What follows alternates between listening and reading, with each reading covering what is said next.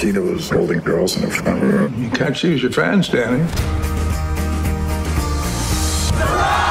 Oh, no way! You don't surprise a guy my age. You give me a heart attack.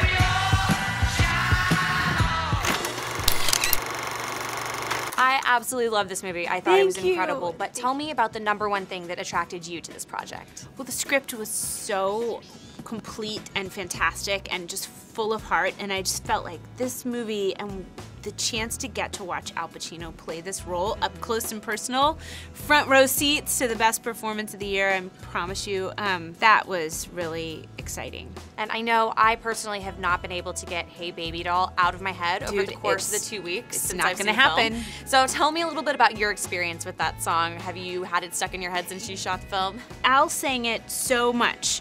Between scenes, between takes, between all the time. He added it into scenes. He loved that song. That right after we finished this, I went to work on something else that also shot in Los Angeles, and it was a lot of the same crew. And all you would have to do is one of us, somebody on the crew, me, somebody would say, "Hey, baby," and what's going on? I mean, we were all. You can't help it. I'm sorry for everyone who sees the film.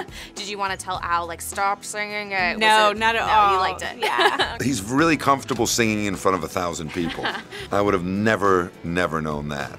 But he is, you know, for a guy who's not like that extroverted, he's pretty extroverted when it comes to performing on a stage. Although that's not that surprising because Al's great on stage. You remember doing an interview when you were a kid? You write like Lennon, man. John Lennon read it, and he wrote you a letter. Can you believe it?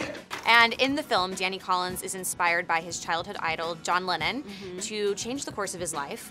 Who was your idol, either as an artist or performer, when you were a young girl coming up in the business?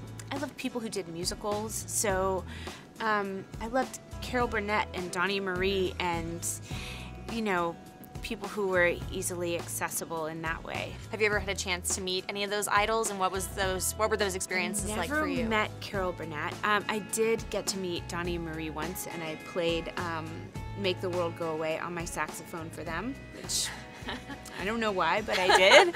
I was very excited. Well, I was just crazy about Al. Al was my favorite actor growing up, and I would see every movie that he was in. When your friendship first started, was he aware of what a huge fan you were on that level? And did you geek out a little bit? Yeah, he knew, and I pretty much told him. Hello. Hello. Why are you here? I'm just making some changes in my life. In a few minutes, my husband's gonna walk through that door, and this will be the last time I ever see you.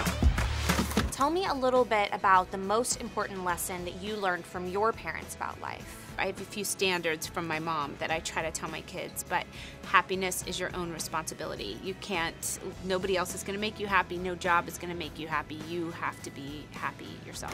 Dinner tomorrow? You know what I like about you? You never give up. Some dinners are worth fighting for.